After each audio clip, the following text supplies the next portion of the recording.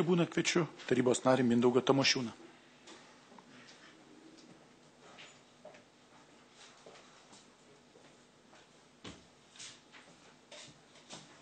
Ačiū už teisę pašnekėti.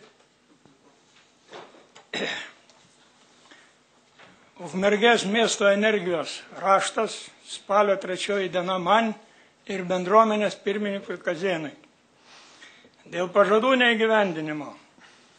Miesto energija dar kartą įsitikino, kad Ukmergės rajono savivaldybės meras ir Ukmergės šiluma vadovas Ragauskas tik kalba apie pigesnį šilumos energiją, Ukmergės vartotojai to kažkodėl nejaučia.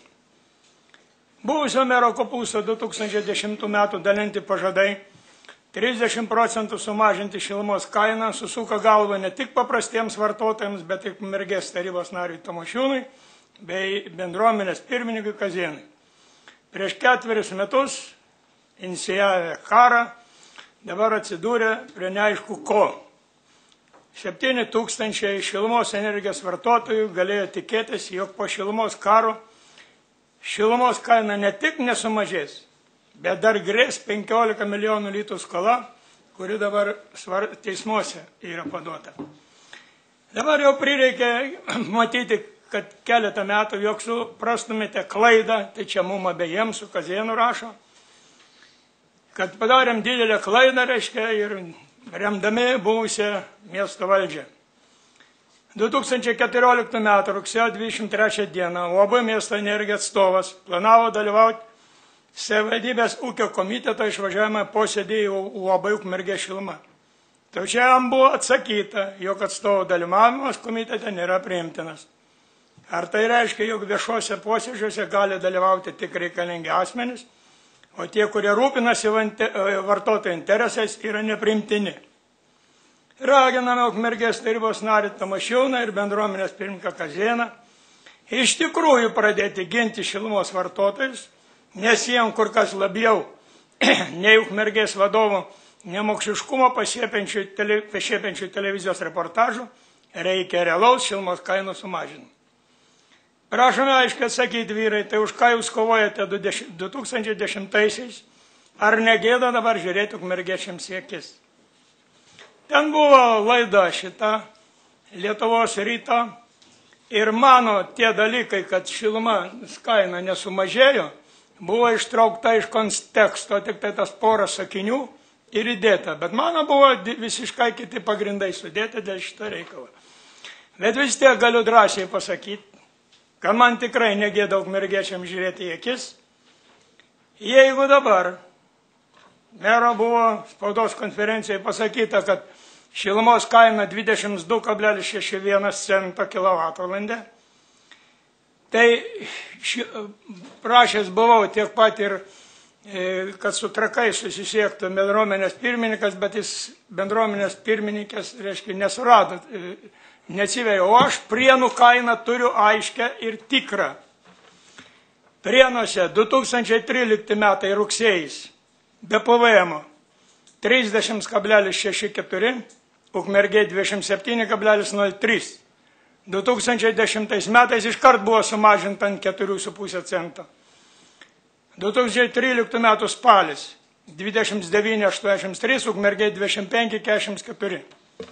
Šie metai Prienai 2014 rugsėjais 30,29, Ukmergėje moka 22,61. Spalio mėną Prienai 30,48, aš dar Ukmergės kainos neturiu. Tai prie 22,61 pridėjus, ką jūs surenkat už karštą vandenį, litas 83 ir litas 50, gaunasi dar kažkur tai 0,65 cento.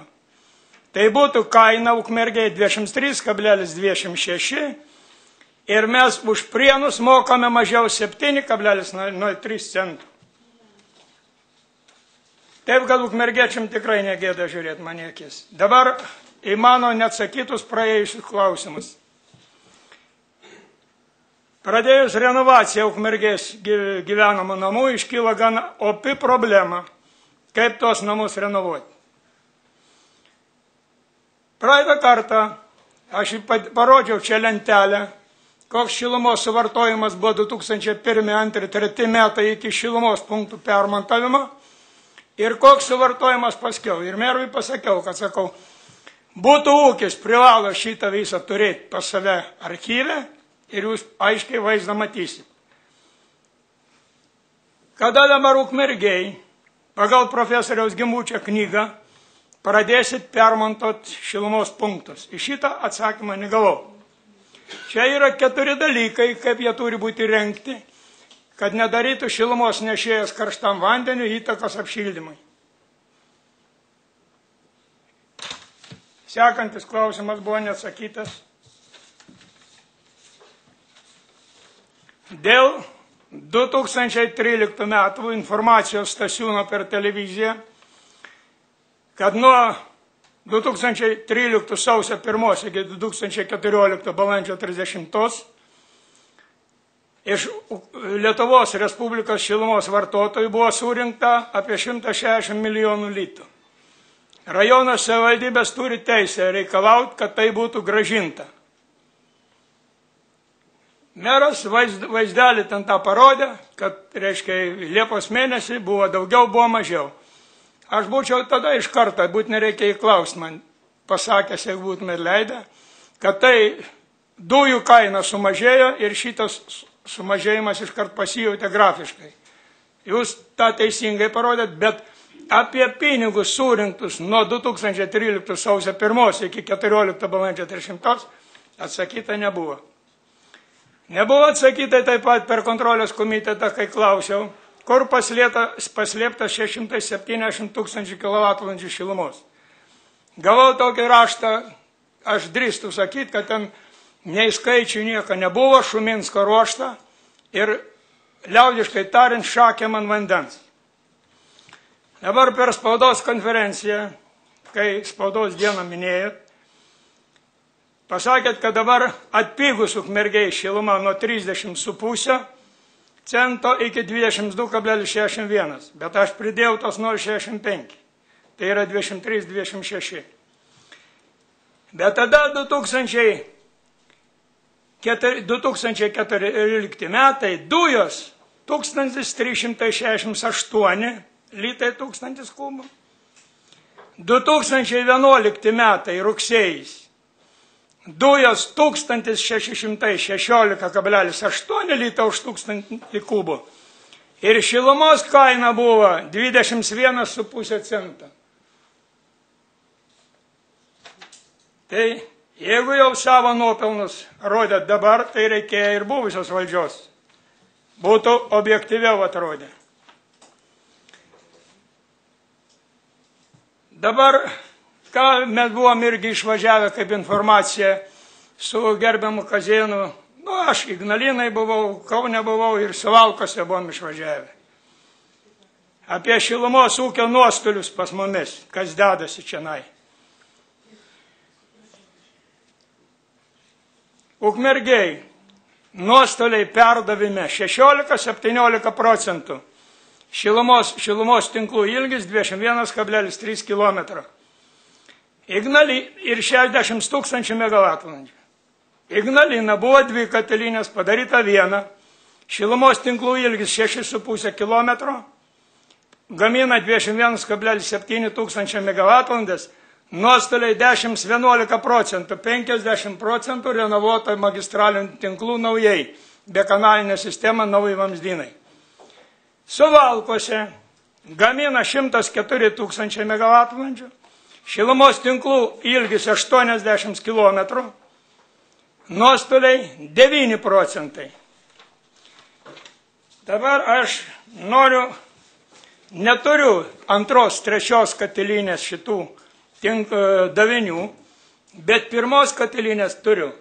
Vis tik tai radau žmonės, kurie man davė tą informaciją. Atėjo nuomininkai 2001 metais, kurių nieks nekontroliavo, nei savivaldybė, nei kurta Ukmergės šiluma su Paliuliu priešakį įmonė, niekas.